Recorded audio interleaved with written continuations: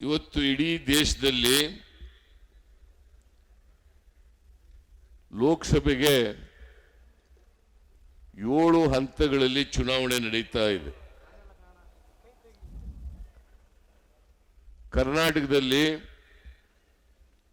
2 ಹಂತಗಳಲ್ಲಿ ಚುನಾವಣೆ ನಡೀತಾ ಇದೆ. ಇವತ್ತು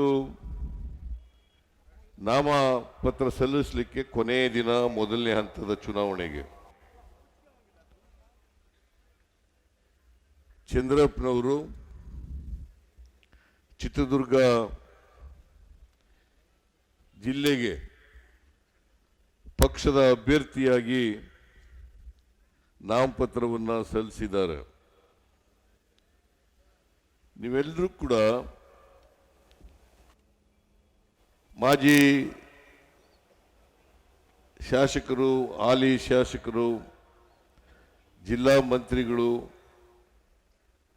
ಎಲ್ಲ ಕಾಂಗ್ರೆಸ್ಸಿನ ಅಧ್ಯಕ್ಷರು, ಇತರ ಎಲ್ಲ ಪದಾಧಿಕಾರಿಗಳು ಎಲ್ಲರೂ ಸೇರಿ ನಾಮಪತ್ರವನ್ನು ಸಲ್ಲಿಸಿದ್ದೀರಿ. 2014ರಿಂದ 19ರವರೆಗೆ ಚಂದ್ರಪ್ಪನವರು ಚಿತ್ರದುರ್ಗ ಲೋಕಸಭಾ ಕ್ಷೇತ್ರದ ಲೋಕಸಭಾ ಸದಸ್ಯರಾಗಿದ್ದರು. ಆದರೆ 2019ರಲ್ಲಿ ಕಾರಣಾಂತರದಿಂದ ಅವರು ಸೋತರು. ಇಡೀ ದೇಶದಲ್ಲಿ ಅನೇಕ ಕಡೆಗಳಲ್ಲಿ ನಾವು ಸೋತಿದ್ದು. ಕಾಂಗ್ರೆಸ್ನಲ್ಲೂ ಕೂಡ 28 ಸ್ಥಾನಗಳಲ್ಲಿ 27 ಸ್ಥಾನಗಳನ್ನು ಸೋತಿದ್ದು. ಹಾಗಾಗಿ ಚಂದ್ರಪ್ಪನವರು ಕೂಡ ಸೋತಿದ್ರು. ಈ ಬಾರಿ 8 ವಿಧಾನಸಭಾ ಕ್ಷೇತ್ರಗಳಲ್ಲಿ 7 ವಿಧಾನಸಭಾ ಕ್ಷೇತ್ರಗಳಲ್ಲಿ ನಮ್ಮ MLAಗಳು ಇದ್ದಾರೆ. ನಾನು ಸುಧಾಕರ್ ಅವರಿಗೆ ಕೇಳಿದೆ, 7 ಜನ MLAಗಳು ಹೊಳಲ್ಕೆರೆ ಒಂದು ಬಿಟ್ಟರೆ ಇನ್ನು 7 ಕ್ಷೇತ್ರಗಳಲ್ಲಿ ನಾವು ಗೆದ್ದಿದ್ದೇವೆ. ಎಷ್ಟು ಅಂತರದಿಂದ ಗೆದ್ದಿದ್ದೇವೆ ಅಂತ ಕೇಳಿದಾಗ 2 ಲಕ್ಷಕ್ಕೂ ಹೆಚ್ಚು ಅಂತರದಿಂದ, ಮತಗಳ ಅಂತರದಿಂದ ಗೆದ್ದಿದ್ದೇವೆ. ಮತ್ತೆ ಚಿತ್ರದುರ್ಗ ಯಾವಾಗಲೂ ಕೂಡ ಕಾಂಗ್ರೆಸ್ಸಿನ ಭದ್ರಕೋಟೆ.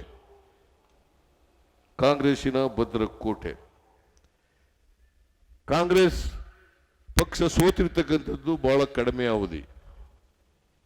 ಹೆಚ್ಚು ಬಾರಿ ಗೆದ್ದಿರ್ತಕ್ಕಂಥದ್ದು ಕಾಂಗ್ರೆಸ್.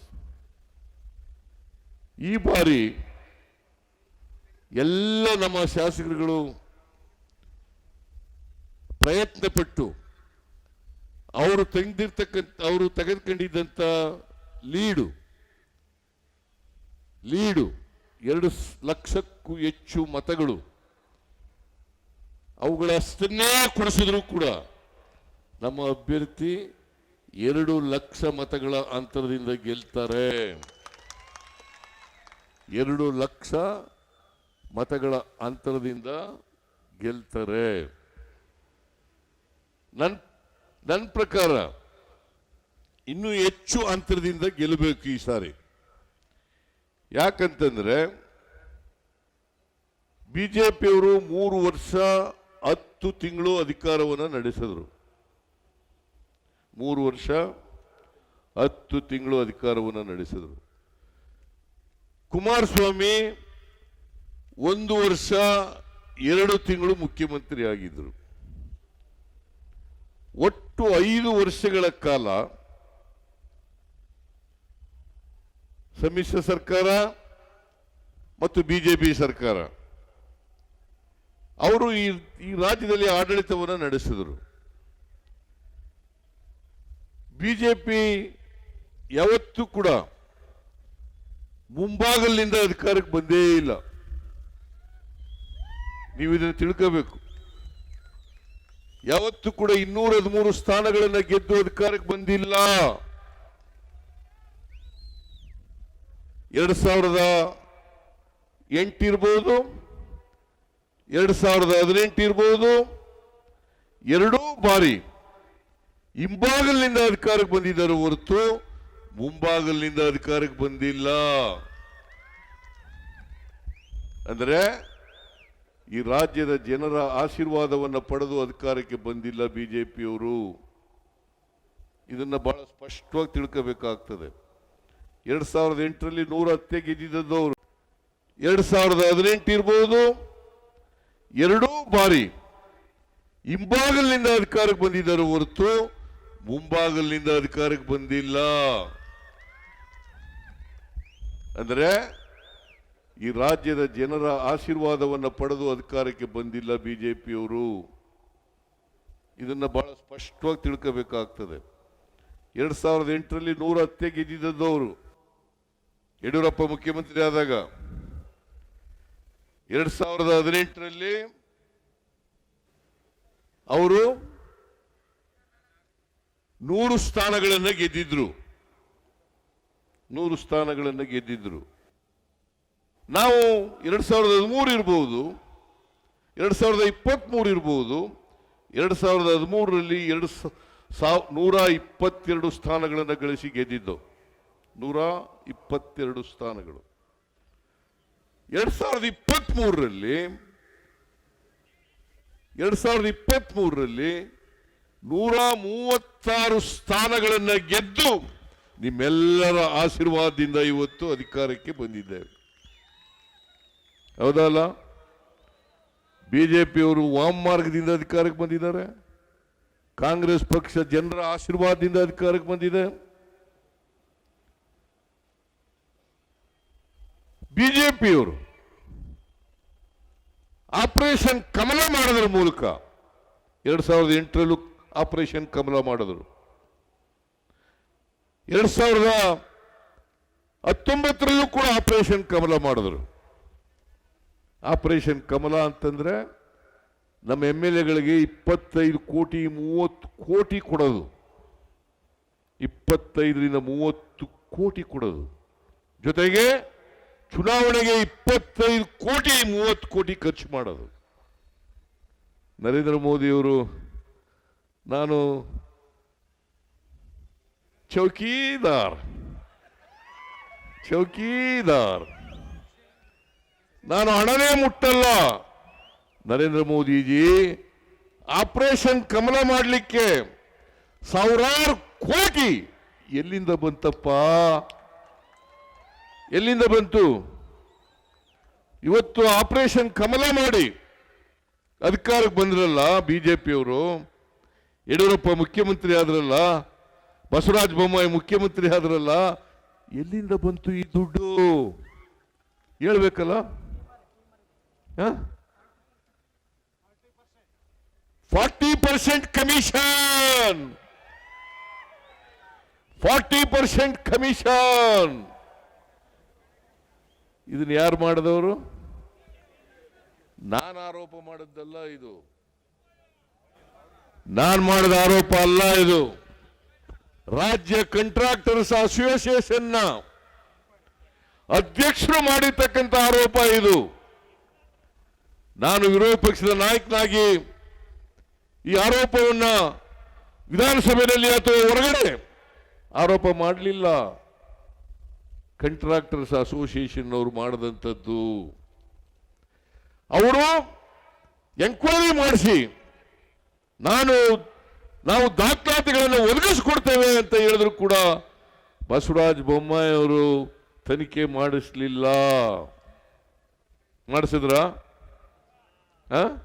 ಯಾಕಂತಂದ್ರೆ ಬಂಡವಾಳ ಬಯಲಾಗ್ಬಿಡ್ತದೆ, ಗೊತ್ತಾಗ್ಬಿಡ್ತದೆ. ಅದಕ್ಕೆ ನಾನು ಈಗ ಕಮಿಷನ್ ಅನ್ನ ರಚನೆ ಮಾಡಿದ್ದೀನಿ. 40% ಕಮಿಷನ್ ತಗೊಂಡಿರೋದ್ರ ಬಗ್ಗೆ ಆಯೋಗವನ್ನು ರಚನೆ ಮಾಡಿ ತನಿಖೆ ಮಾಡಿಸ್ತಾ ಇದ್ದೀನಿ. ಯಾರು ಉಪ್ಪು ತಿಂದಿದ್ದಾರೆ ಅವರು ನೀರು ಕುಡಿಲೇಬೇಕು. ಯಾರು ಉಪ್ಪು ತಿಂದಿದ್ದಾರೆ ಅವರು ನೀರು ಕುಡಿಲೇಬೇಕು. ಅದರಿಂದ ಬಿಜೆಪಿಯವರು 3 ವರ್ಷ 10 ತಿಂಗಳು ಅಧಿಕಾರದಲ್ಲಿ ಇದ್ರಲ್ಲ, ಏನಾರು ಮಾಡಿದ್ರ? ಏನಾರು ಮಾಡಿದ್ರ? ಹೇಳಿ ನೋಡೋಣ. ಏನು ಮಾಡಲಿಲ್ಲ. ಕೂತ್ಕೊಳ್ಳಮ್ಮ,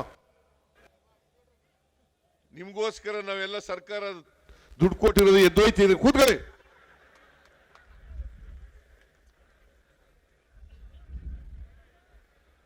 ಏನು ಮಾಡಲಿಲ್ಲ. ನರೇಂದ್ರ ಮೋದಿ ಅವರು 10 ವರ್ಷ ಪ್ರಧಾನಮಂತ್ರಿಗಳಾಗಿದ್ದರು. 2014ರಲ್ಲಿ ಅವರು ಈ ದೇಶದ ಪ್ರಧಾನಮಂತ್ರಿ ಆದರು. 2014ರಲ್ಲಿ ಏನು ಭರವಸೆಗಳನ್ನ ಈ ದೇಶದ ಜನರಿಗೆ ಕೊಟ್ಟಿದ್ರು, ಯಾವುದಾದ್ರೂ ಒಂದು ಭರವಸೆಯನ್ನು ಈಡೇರಿಸಿದಾರ? ಯಾವುದಾದ್ರೂ ಒಂದು? ವಿದೇಶದಲ್ಲಿ ಕಪ್ಪು ಹಣ ಇದೆ, ಅದನ್ನು ತಗೊಬಂದು ಪ್ರತಿ ಮನೆಗೆ, ಪ್ರತಿ ಕುಟುಂಬಕ್ಕೆ 15 ಲಕ್ಷ ಅವ್ರ ಅಕೌಂಟ್ಗಳಿಗೆ ಹಾಕ್ಬಿಡ್ತೀನಿ ಅಂತ ಹೇಳಿದ್ರು. ಬಂತ? ಹೇಳಿ ನೋಡೋಣ. ಬರಲಿಲ್ಲ.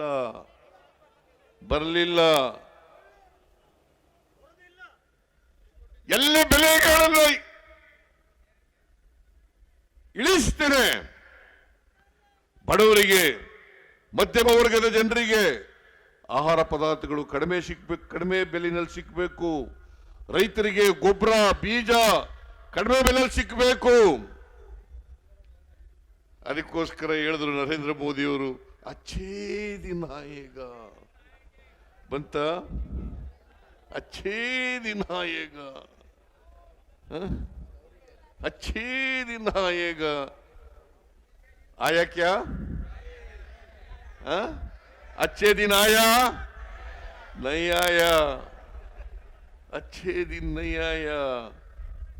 नरेंद्र मोदी जी क्यों झूठ बोल लिया? ಯಾಕಪ್ಪ ಸುಳ್ಳು ಹೇಳ್ತೀರಿ ನೀವು? ಹಿಂಗೆ ಸುಳ್ಳು ಯಾಕೆ ಹೇಳಿದ್ರಿ? ಯುವಕರಿಗೆ, ಯುವತಿಯರಿಗೆ 2 ಕೋಟಿ ಉದ್ಯೋಗಗಳನ್ನ ಪ್ರತಿ ವರ್ಷ ಸೃಷ್ಟಿ ಮಾಡಿ ನಿರುದ್ಯೋಗದ ಸಮಸ್ಯೆಯನ್ನು ಬಗೆಹರಿಸ್ತೀವಿ ಅಂತ ಹೇಳಿದ್ರು.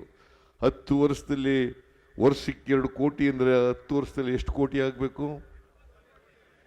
20 ಕೋಟಿ. 20 ಲಕ್ಷನಾರು ಮಾಡಿದ್ರ? ರೈತರ ಆದಾಯ ದುಪ್ಪಟ್ಟು ಮಾಡ್ತೇನೆ. ರೈತರ ಆದಾಯವನ್ನ ದುಪ್ಪಟ್ಟು ಮಾಡ್ತೇನೆ ಅಂದ್ರೆ 1 ಲಕ್ಷ ರೂಪಾಯಿ ಆದಾಯ ಬಂದ್ರೆ 2 ಲಕ್ಷ ಮಾಡ್ತೇನೆ. ನನಗಿರ್ತಕ್ಕಂಥ ಅಂಕಿಅಂಶಗಳ ಪ್ರಕಾರ, ಮಾಹಿತಿ ಪ್ರಕಾರ ರೈತರ ಆದಾಯ 1 ರೂಪಾಯಿನೂ ಕೂಡ ಹೆಚ್ಚಾಗಲಿಲ್ಲ. ರೈತರ ಆದಾಯ 1 ರೂಪಾಯಿ ಹೆಚ್ಚಾಗಲಿಲ್ಲ. ಪೆಟ್ರೋಲ್, ಡೀಸೆಲ್, ಗ್ಯಾಸ್, ಗೊಬ್ಬರ ಎಲ್ಲ ಬೆಲೆಗಳು ಕೂಡ ಗಗನ ಕೊಟ್ಟೋದು. ಓದೋ ಇಲ್ಲ? ಪೆಟ್ರೋಲ್ ಬೆಲೆ 2014ರಲ್ಲಿ 71 ರೂಪಾಯಿ ಇತ್ತು. ಇವತ್ತೆಷ್ಟು? 105 ರೂಪಾಯಿ. ಎಷ್ಟು ಹೆಚ್ಚಾಯ್ತು? 34 ರೂಪಾಯಿ ಹೆಚ್ಚಾಯ್ತು. ಇದು ಯಾರ ಕಾಲದಲ್ಲಿ ನಡೆದಿರೋದು? ಮಿಸ್ಟರ್ ನರೇಂದ್ರ ಮೋದಿಜಿ ಅಚ್ಚೇ ದಿನ ಎಲ್ಲಪ್ಪ. ಡೀಸೆಲ್ ಬೆಲೆ 57 ರೂಪಾಯಿ ಇತ್ತು 2014ರಲ್ಲಿ, ಇವತ್ತು 95 ರೂಪಾಯಿ. ಗ್ಯಾಸ್ ಬೆಲೆ 414 ರೂಪಾಯಿ ಇತ್ತು, ಇವತ್ತು 950 ರೂಪಾಯಿ. ಮಿಸ್ಟರ್ ನರೇಂದ್ರ ಮೋದಿಜಿ ಬೆಲೆಯಲ್ಲಿ ಕಡಿಮೆ ಮಾಡಿದ್ರ ನೀವು? ಕ್ರೂಡ್ ಆಯಿಲ್ ಬೆಲೆ ಏನಾದ್ರು ಹೆಚ್ಚಾಗಿದೆಯಾ? ಇಲ್ಲ. ಅಂತಾರಾಷ್ಟ್ರೀಯ ಮಾರುಕಟ್ಟೆನಲ್ಲಿ ಕ್ರೂಡ್ ಆಯಿಲ್ ಬೆಲೆ ಹೆಚ್ಚಾಗಿಲ್ಲ. ಹೆಚ್ಚಾಗದೆ ಅದು ಕೂಡ ಪೆಟ್ರೋಲ್, ಡೀಸೆಲ್, ಗ್ಯಾಸ್, ಗೊಬ್ಬರ ಎಲ್ಲ ಬೆಲೆಗಳು ಕೂಡ ಗಗನವನ್ನು ಮುಟ್ಟಿದೋ. ಅದಕ್ಕೋಸ್ಕರ ನಾವು ಯೋಚನೆ ಮಾಡೋದು. ಇವತ್ತು ಬೆಲೆ ಏರಿಕೆ, ನಿರುದ್ಯೋಗ ಇಂಥ ಪರಿಸ್ಥಿತಿನಲ್ಲಿ ಬಡವರು ಬದುಕಲಿಕ್ಕೆ ಸಾಧ್ಯ ಆಗಲ್ಲ, ರೈತರು ಬದುಕಲಿಕ್ಕೆ ಸಾಧ್ಯ ಆಗಲ್ಲ, ಹಿಂದುಳಿದವರು ಬದುಕಲಿಕ್ಕೆ ಸಾಧ್ಯ ಆಗಲ್ಲ, ದಲಿತರು ಬದುಕಲಿಕ್ಕೆ ಸಾಧ್ಯ ಆಗಲ್ಲ, ಅಲ್ಪಸಂಖ್ಯಾತರು ಬದುಕಲಿಕ್ಕೆ ಸಾಧ್ಯ ಆಗಲ್ಲ ಅಂತೇಳಿ ಅವರಿಗೆ ಕೊಂಡ್ಕೊಳ್ತಕ್ಕಂಥ ಶಕ್ತಿಯನ್ನು ಹೆಚ್ಚು ಮಾಡಬೇಕು ಅಂತೇಳಿ 5 ಗ್ಯಾರಂಟಿಗಳನ್ನು ಘೋಷಣೆ ಮಾಡೋದು. 5 ಗ್ಯಾರಂಟಿಗಳನ್ನು ಘೋಷಣೆ ಮಾಡೋದು. ಇವತ್ತು ಈ 5 ಗ್ಯಾರಂಟಿಗಳನ್ನು 8 ತಿಂಗಳಲ್ಲಿ ಜಾರಿ ಕೊಟ್ಟಿದ್ದೀವಿ. 8 ತಿಂಗಳಲ್ಲಿ ಜಾರಿ ಕೊಟ್ಟಿದ್ದೀವಿ. ನಾನು ಯಾಕೆ ಈ ಮಾತನ್ನ ಹೇಳ್ತಾ ಇದ್ದೀನಿ ಅಂತಂದ್ರೆ, ಬಿಜೆಪಿಯವರು ಏನು ಹೇಳಿದ್ರು ಅದನ್ನ ಮಾಡಲಿಲ್ಲ,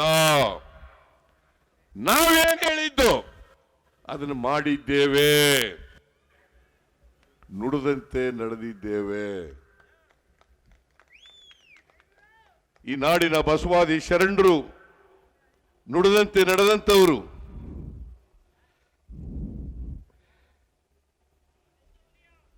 ನುಡಿದಂತೆ ನಡೆದಂತವರು.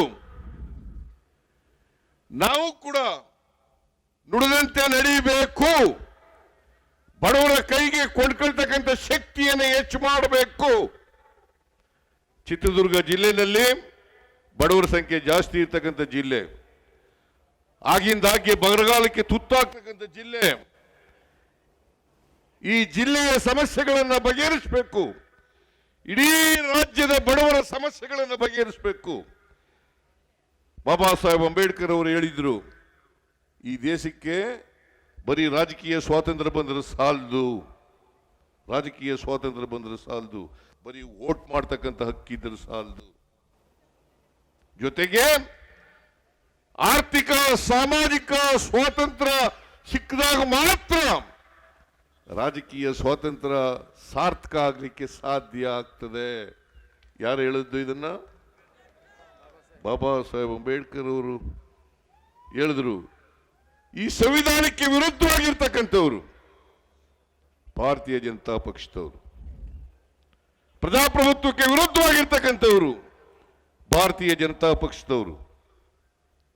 ಇವ್ರ ಕಾಲದಲ್ಲಿ ಪ್ರಜಾತಂತ್ರ ವ್ಯವಸ್ಥೆ, ಸಂವಿಧಾನ ಅಪಾಯದಲ್ಲಿದೆ, ಎಚ್ಚರಿಕೆಯಿಂದ ಇರಬೇಕು.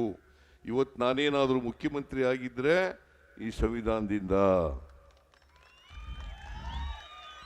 ದಲಿತರು, ಹಿಂದುಳಿದವರು, ಅಲ್ಪಸಂಖ್ಯಾತರು, ಈ ದೇಶದ ಬಡವರು, ದಲಿತರು, ಇವ್ರಿಗೆಲ್ರಿಗೂ ಸಮಾನತೆ ಸಿಕ್ಬೇಕಾದ್ರೆ ನಮ್ಮ ಸಂವಿಧಾನದಿಂದ.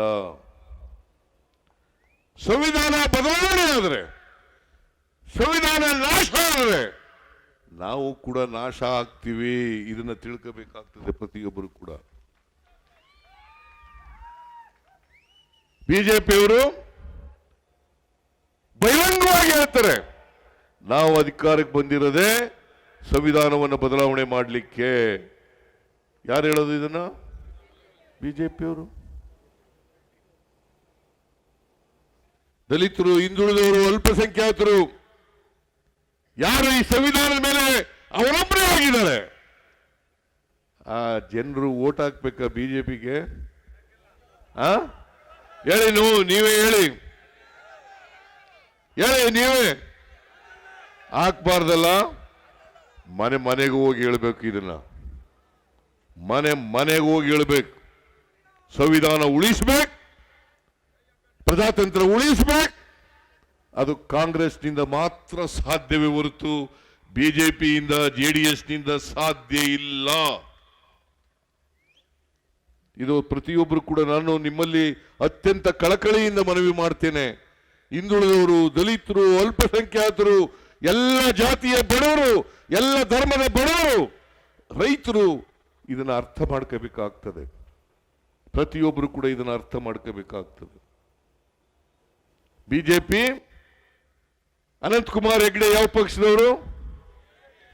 ಅವರು ಮಂತ್ರಿಯಾಗಿದ್ದಾಗ ನರೇಂದ್ರ ಮೋದಿಯವರ ಮಂತ್ರಿಮಂಡಲದಲ್ಲಿ ಮಂತ್ರಿ ಇರುವಾಗ ಹೇಳಿದ್ದು, ಕೊಪ್ಪಳ ಜಿಲ್ಲೆ ಕೊಪ್ಪಳಕ್ಕೆ ಹೋಗಿದಾಗ ನಾವು ಅಧಿಕಾರಕ್ಕೆ ಬಂದಿರೋದೇ ಸಂವಿಧಾನವನ್ನು ಬದಲಾವಣೆ ಮಾಡಲಿಕ್ಕೋಸ್ಕರ.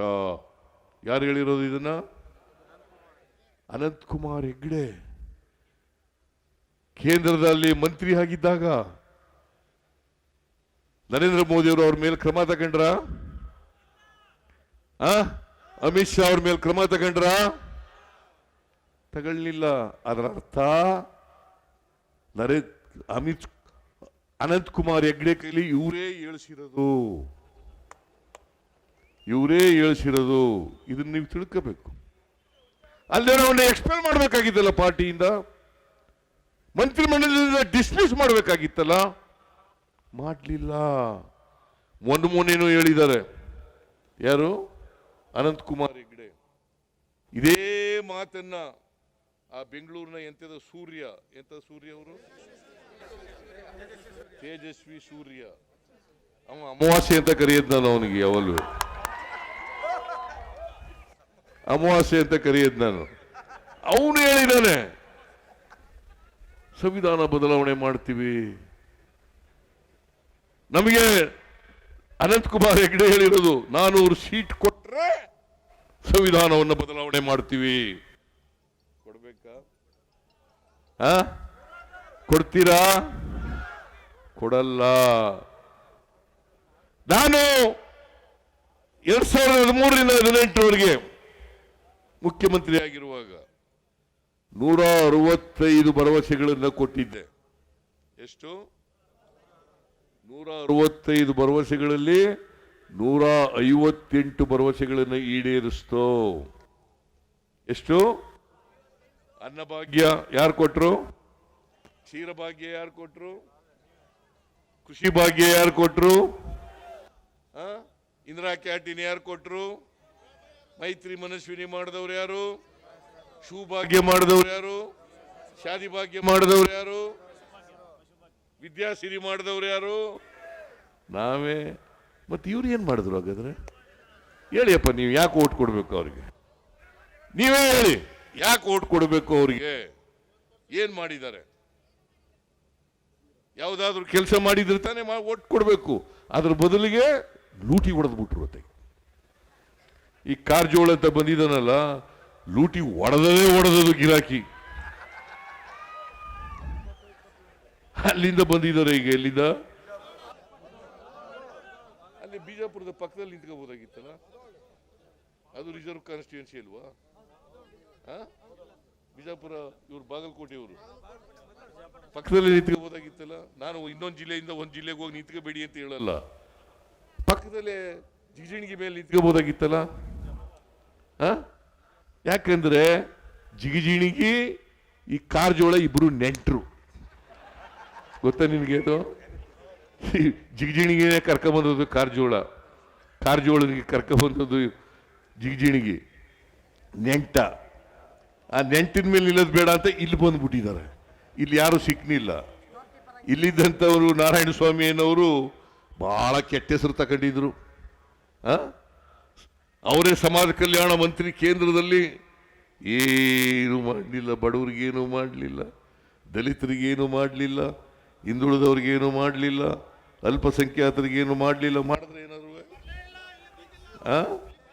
ಅದಕ್ಕೆ ಬರಲೇ ಇಲ್ಲ ಇಲ್ಲಿಗೆ. ಪುಣ್ಯಾತ್ಮ ಡೆಲ್ಲಿನಲ್ಲಿ ಆರಾಮಾಗಿ AC ರೂಮ್ನಲ್ಲಿ ಕೂತ್ಕೊಂಡ್ಬಿಟ್ರು. ಏನು ಮಾಡಲಿಲ್ಲ. ಅದಕ್ಕೆ ಬದಲಾವಣೆ ಮಾಡಿ ಕಾರಜೋಳ ಕರ್ಕೊಂಡ್ಬಂದು ನಿಲ್ಲಿಸಿದ್ದಾರೆ. ದಯಮಾಡಿ ನಿಮ್ಮಲ್ಲಿ ಕೈ ಜೋಡಿಸಿ ಪ್ರಾರ್ಥನೆ ಮಾಡ್ತೀನಿ, ಕಾರಜೋಳ ಅವ್ರಿಗೆ, ನೀವು ನೋಡಪ್ಪ, ನೀವು ಹೋಗು ವಾಪಸ್ಸು, ಚಂದ್ರಪ್ಪನ ಗೆಲ್ಲಿಸ್ತೀವಿ, ಒಳ್ಳೆ ಮನುಷ್ಯ ಅವನು ಅಂತ ಹೇಳಿ ಇವ್ರಿಗೆ ಓಟ್ ಹಾಕಿ. ಚಂದ್ರಪ್ಪನಿಗೆ ಒಳ್ಳೆ ಮನುಷ್ಯ, ಸಜ್ಜನ ಇದ್ದಾನೆ. ಅವರು ಸೋತರು ಕೂಡ ಜನಗಳ ಸಂಪರ್ಕ ಬಿಟ್ಟಿರಲಿಲ್ಲ. ಅವ್ರನ್ನ ಗೆಲ್ಸೋಣ ಈ ಸಾರಿ. ನೀವು mister Karjol please go back ಅಂತ ಹೇಳಿಯಪ್ಪ. Mister Karjol go back to Bagalkot district ಅಂತ ದಯಮಾಡಿ ಹೇಳ್ತೀರಾ? ಮನೆಗೆ ಹೋಗಿ ಹೇಳ್ಬೇಕು ಇದನ್ನ. ಬರೀ ನೀವಿಷ್ಟೇ ಜನ ಹೇಳಿದ್ರಾಗಲ್ಲ, ಮನೆಗೆ ಹೋಗಿ ಹೇಳ್ಬೇಕು. ನಾನು ಈ ಸಾರಿ DK ಶಿವಕುಮಾರ್ ಅವರು 5 ಗ್ಯಾರಂಟಿಗಳಿಗೆ ಗ್ಯಾರಂಟಿ ಚೆಕ್ಗಳನ್ನು ಇಶ್ಯೂ ಮಾಡಿದ್ದು. ನೀವೆಲ್ಲ ಮನೆಗೆಲ್ಲ ಹಂಚಿದ್ದೀರಿ. ಮನೆಗೆಲ್ಲ ಹಂಚಿದಿರಿ. ಗ್ಯಾರಂಟಿ ಚೆಕ್ಗಳನ್ನು ವಂಚಿದ್ದು ಏನ್ ಬಿಜೆಪಿ ಅವರು ಹೇಳಿದ್ರು, ಗ್ಯಾರಂಟಿಗಳನ್ನ ಜಾರಿ ಮಾಡಕ್ ಸಾಧ್ಯ ಇಲ್ಲ. ಯಾರು ಹೇಳಿದ್ದು ಇದನ್ನ? ಬಿಜೆಪಿಯವರು. ಒಂದು ವೇಳೆ ಮಾಡಿದ್ರೆ ಕರ್ನಾಟಕದ ಟ್ರೆಜರಿ ಖಾಲಿಯಾಗ್ಬಿಡ್ತದೆ. ನಾನು ಇವತ್ತು ಹೇಳ್ತೀನಿ, 5 ಗ್ಯಾರಂಟಿ ಯೋಜನೆಗಳನ್ನು ಕೂಡ ಜಾರಿ ಮಾಡಿ 36,000 ಕೋಟಿ ರೂಪಾಯಿಗಳನ್ನ ಬಡವರಿಗೋಸ್ಕರ ಗ್ಯಾರಂಟಿ ಚೆಕ್ಗಳನ್ನ ಇಶ್ಯೂ ಮಾಡಿದ್ದು. ನೀವೆಲ್ಲ ಮನೆಗೆಲ್ಲ ಹಂಚಿದ್ದೀರಿ, ಮನೆಗೆಲ್ಲ ಹಂಚಿದಿರಿ. ಗ್ಯಾರಂಟಿ ಚೆಕ್ಗಳನ್ನು ವಂಚಿದ್ದು ಏನ್ ಬಿಜೆಪಿ ಅವರು ಹೇಳಿದ್ರು, ಗ್ಯಾರಂಟಿಗಳನ್ನ ಜಾರಿ ಮಾಡಕ್ ಸಾಧ್ಯ ಇಲ್ಲ. ಯಾರು ಹೇಳಿದ್ದು ಇದನ್ನ? ಬಿಜೆಪಿಯವರು. ಒಂದು ವೇಳೆ ಮಾಡಿದ್ರೆ ಕರ್ನಾಟಕದ ಟ್ರೆಜರಿ ಖಾಲಿಯಾಗ್ಬಿಡ್ತದೆ.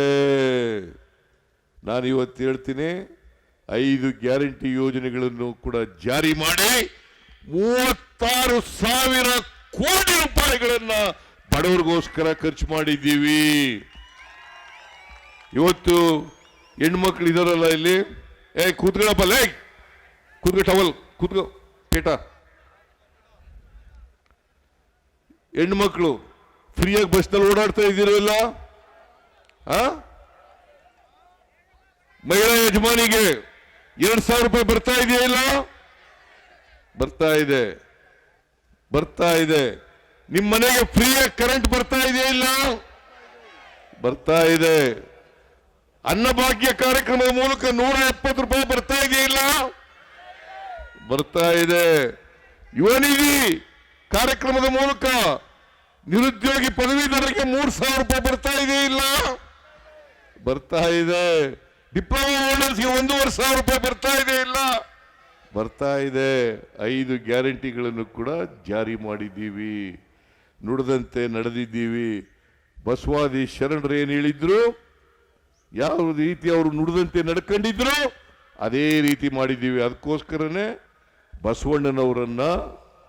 ಬಸವಣ್ಣವರನ್ನ ಸಾಂಸ್ಕೃತಿಕ ನಾಯಕ ಅಂತೇಳಿ ಡಿಕ್ಲೇರ್ ಮಾಡಿದ್ದೀವಿ.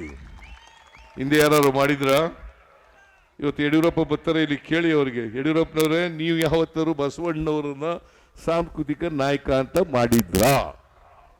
ಮಾಡಿರ್ಲಿಲ್ಲ. ಮಾಡಿದ್ರ? ಜಗದೀಶ್ ಶೆಟ್ಟರ್ ಮಾಡಿದ್ರ? ಬಸವರಾಜ ಬೊಮ್ಮಾಯಿ ಮಾಡಿದ್ರ? ಈ ಸಿದ್ದರಾಮಯ್ಯ ಮಾಡಿದ್ದಾನೆ. ಈ ಸಿದ್ದರಾಮಯ್ಯ ಗೊತ್ತಾಯ್ತೇನ್ರಿ? ಅವ್ರು ಯಾರು ಮಾಡಿದ್ರ? ನಿಜಲಿಂಗಪ್ಪ ಮಾಡಿದ್ರ? ವೀರೇಂದ್ರ ಪಾಟೀಲ್ ಮಾಡಿದ್ರ? ಯಾರು ಮಾಡಿರ್ಲಿಲ್ಲ. ಸಿದ್ದರಾಮಯ್ಯ ಯಾಕಂತಂದ್ರೆ ಬಸವಾದಿ ಶರಣರ ಆದರ್ಶ ತತ್ವಗಳಲ್ಲಿ ನಂಬಿಕೆ ಇಟ್ಕೊಂಡಿರ್ತಕ್ಕಂಥ ಸಿದ್ದರಾಮಯ್ಯ ಬಸವಣ್ಣವರನ್ನ ವಿಶ್ವಗುರು ಬಸವಣ್ಣ ಸಾಂಸ್ಕೃತಿಕ ನಾಯಕ. ಆ ದಾರಿನಲ್ಲಿ ನಡೀತಕ್ಕಂಥವರು ಕಾಂಗ್ರೆಸ್ ಪಕ್ಷ. ಇವತ್ತು ಅಪ್ಪರ್ ಭದ್ರಾ ಇದೆ ಇಲ್ಲಿ, ಅಪ್ಪರ್ ಭದ್ರಾ ಎಲ್ಲ ಮಾತಾಡಿದ್ರು ಬಹಳ ಜನ. ಅಪ್ಪರ್ ಭದ್ರಾ ನಿಮಗೆ ಇದು ಹೇಳಲಿಲ್ಲ ನೀವು. ಈ ಸಾರಿ ಶ್ರೀಮತಿ ನಿರ್ಮಲಾ ಸೀತಾರಾಮನ್ 2023-24 ಬಜೆಟ್ನಲ್ಲಿ ಘೋಷಣೆ ಮಾಡಿದ್ರು, ಅಪ್ಪರ್ ಭದ್ರಾಕ್ಕೆ 5,300 ಕೋಟಿ ಕೊಡ್ತೀವಿ. ಎಷ್ಟು? 5,300 ಕೋಟಿ ಕೊಡ್ತೀವಿ.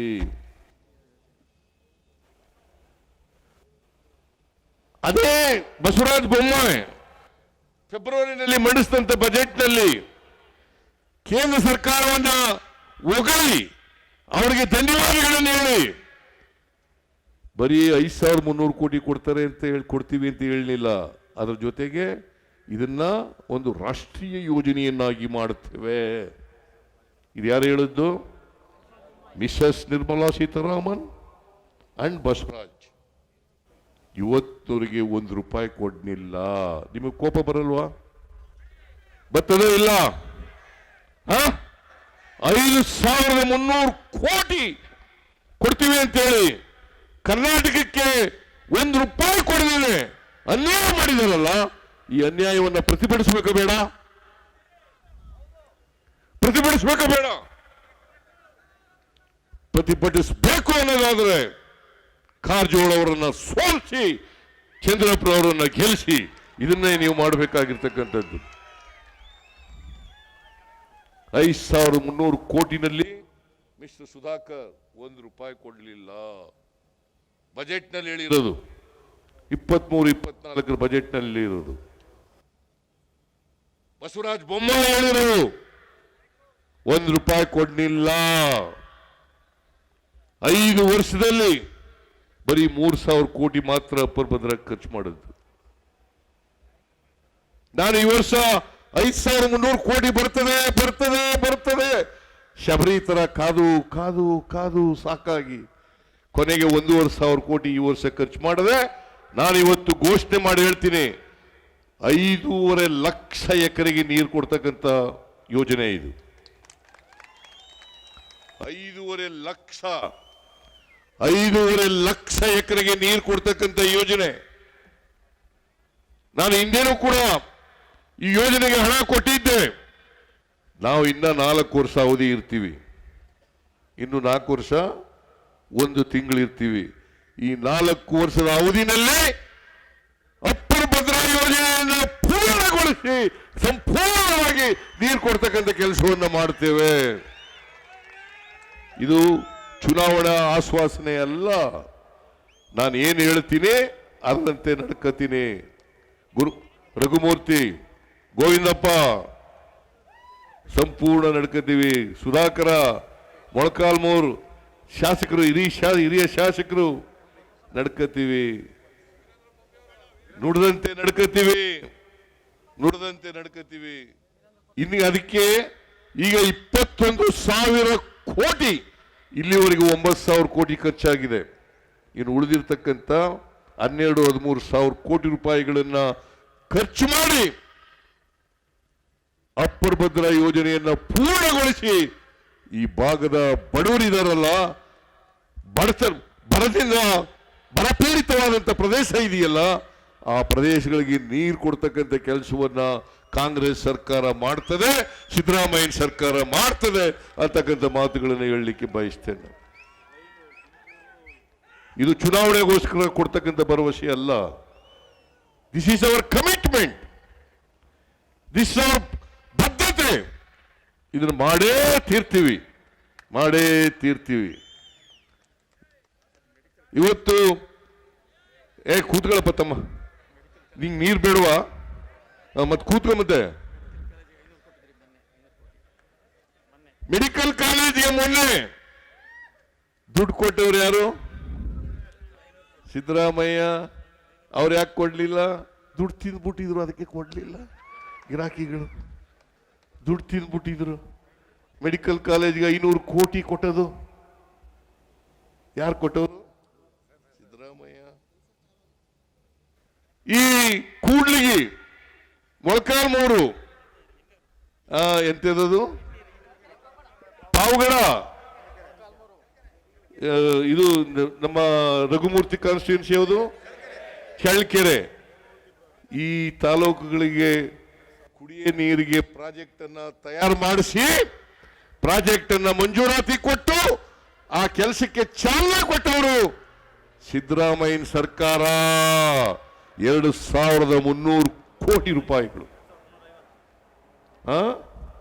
ಅಲ್ಲ, ಈಗ ಖರ್ಚಾಗಿರೋದು ಬೇರೆ. ಆಗ 2,300 ಕೋಟಿ ರೂಪಾಯಿಗೆ ನಾವು ಅದಕ್ಕೆ ಮಂಜೂರಾತಿ ಕೊಟ್ಟು ಕೆಲಸ ಪ್ರಾರಂಭ ಮಾಡೋದು. 2,300 ಕೋಟಿ. ಕೂಡ್ಲಿಗಿ, ಬಳ್ಳಾರಿ, ಮತ್ತೆ ರಘುಮೂರ್ತಿ ಕಾನ್ಸ್ಟಿಟ್ಯೂನ್ಸಿ, ಮೊಳಕಾಲ್ಮೂರು, ಆಮೇಲೆ ಪಾವಗಡ ವೆಂಕಟೇಶನ್ ಕಾನ್ಸ್ಟಿಟ್ಯೂನ್ಸಿ ಅಲ್ವೇನಪ್ಪ? ಈಗ ಮುಗಿತ ಬಂದಿದೆ.